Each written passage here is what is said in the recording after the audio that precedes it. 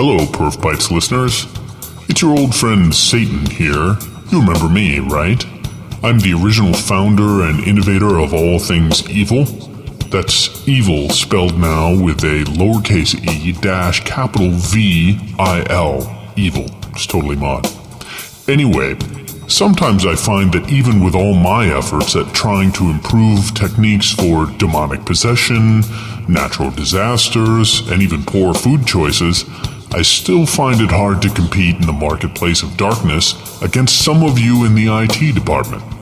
So, as such, it is with great esteem that I'm proud to introduce this week's edition of The News of the Damned.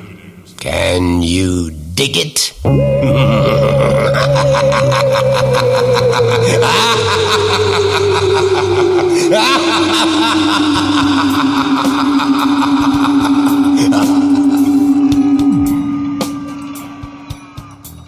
There he is. Here he is screaming in the background, James.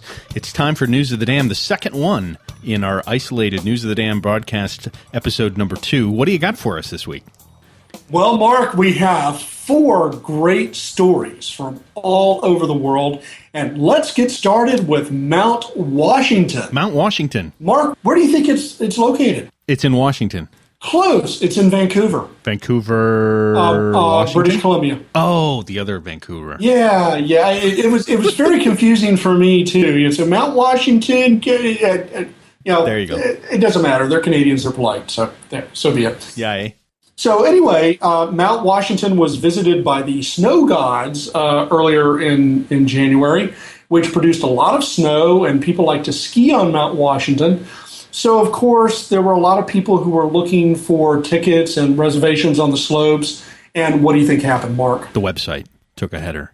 It took a header in the trees, and it wasn't wearing a helmet. It was just like Sonny Bono, right into the trees, and it died. Yep, skied out of bounds, right through the ropes. So anyway, so we have Mount Washington. We have a natural event which caused a flood of visitors to a website. In this case, they wanted to enjoy the results of the natural event. It wasn't a hurricane or tsunami or anything of that nature, or even an ice melt event. Yes. But the website clearly was not prepared for the start of ski season. Yes. Which I find to be interesting because I don't know Vancouver very well, but are there other mountains where you have an option to ski?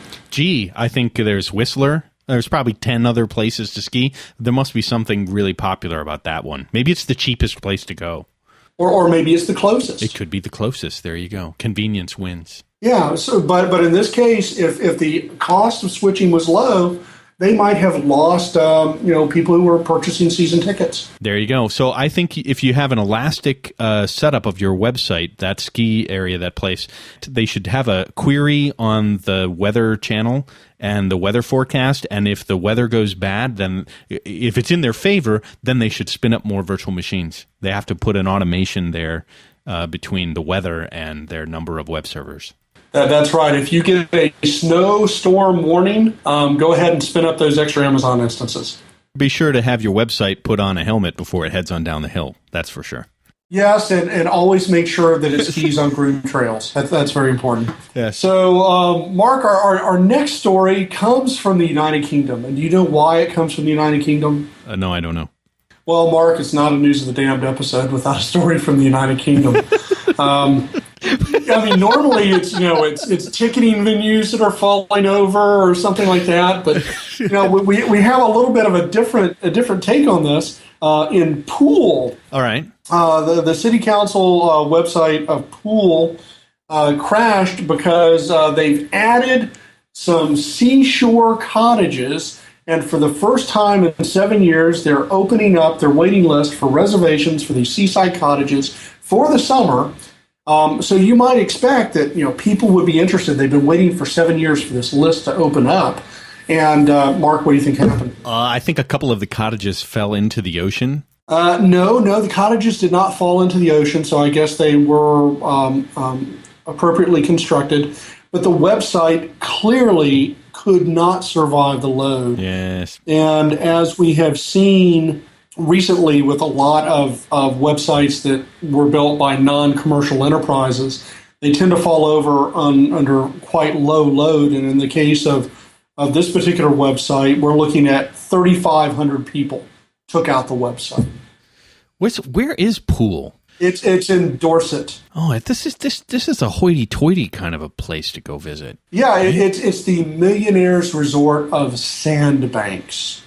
And these cottages are really nothing to really look at. I mean, they're just like a row home, really small cottages. But I guess the fact it's a supply and demand issue.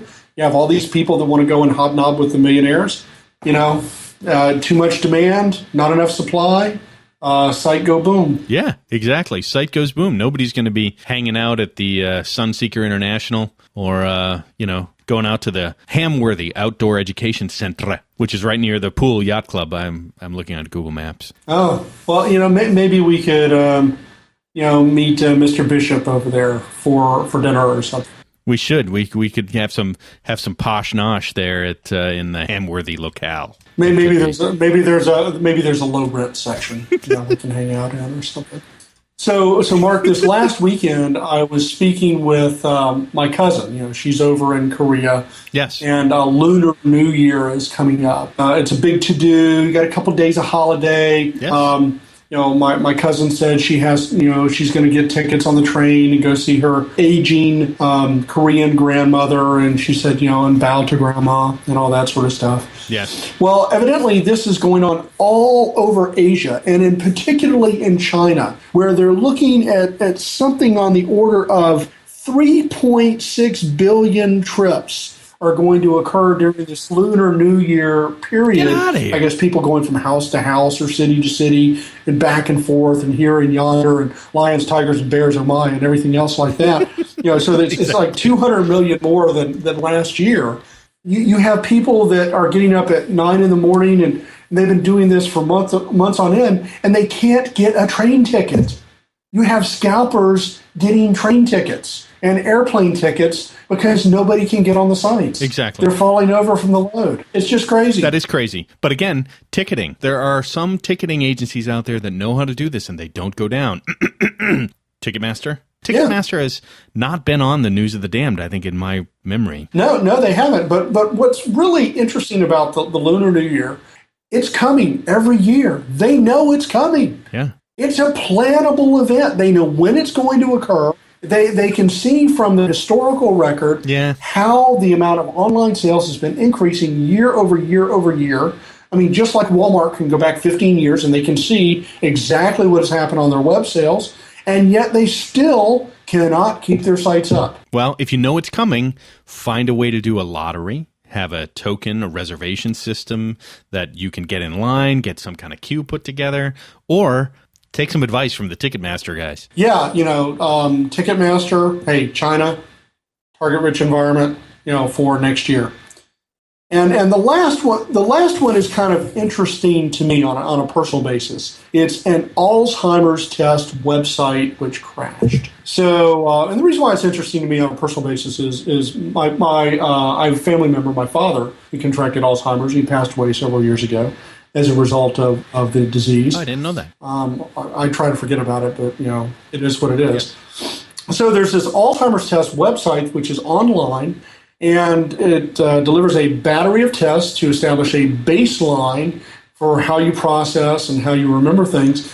And then you'll go back and you'll take the battery of tests at different times in your life to see how your cognitive functions have changed. So, I think that's a really interesting site. Yeah. And evidently, there are so many people that thought it was an interesting site that they flooded the site to be measured. Oh, yeah. I think it'd be a miracle if you can remember your password to log back in year over year. I don't remember my password. I'm always requesting my new password. Yeah. But here's an example of a site that received a little bit of press notoriety. So, there's a press release, somebody mentioned it on a newspaper article or a radio show. Yep. This thing goes viral, and you have all these individuals coming in to take the battery test. And the site just cannot stand up to the load. And this is a classical example of needing to have a plan in place for unexpected success. Oh, yes. I remember when back in the turn of the millennium here, we did. I worked on the Planet Project, which was a similar survey, but we were expecting, millions of people to be online for 4 hours. In the course of 4 hours, it was supposed to be like 6 million people. And so we tested what was a deceptively simple survey, question and answer kind of thing. And we kept trimming code and trimming code and trimming code. And it became basically an infrastructure scalability because the code itself was just unbelievably simple. So these guys may have used a new framework or something that's a little bit heavy and rich, and it doesn't scale out and maybe even doesn't scale up depending on how they built it. So it doesn't sound like they did much testing. Also, it doesn't sound like they really anticipated much interest, or they probably thought a lot of people wouldn't remember the URL. Oh! Hey, James, there's another one I heard of recently as well, which was apparently there was a survey of to take a test online as to whether you could see how well you scored in terms of an Alzheimer's aptitude, or over year you could come back and see how your memory was doing with Alzheimer's. And a lot of people came, surprisingly popular. They came and they wanted to take the survey. And what do you think, Mark? That rings a bell. I'm guessing the site went down. What site? Was this what? What was the site? We were talking about something. I don't know. But I completely forgot what we were talking about. Hey, there was another thing that Tim Western and Jean Ann Harrison were talking about, something with Facebook. Facebook had some outage issues, maybe not a major outage, but something with our, not Lady Gaga and not... I think it was some sort of mass eruption in the Bieber universe related to him being taken into custody, involving racing on public streets in Miami, maybe? The Bieber universe, that's right. They got Biebernated. I think we just come up with a last name. You got Biebered, you got Cyrused, you got Gaga'd. All right, James, that concludes News of the Dam. This is fantastic once again. So special thanks to you for following the News of the Damned, and of course you can find out more information about PerfBytes at www.perfbytes.com, and you can listen to the episode 35, which we recently did on advanced dynamic data correlation. And thank you for listening. And everybody, have a great week. Have a great week. Thanks. Bye.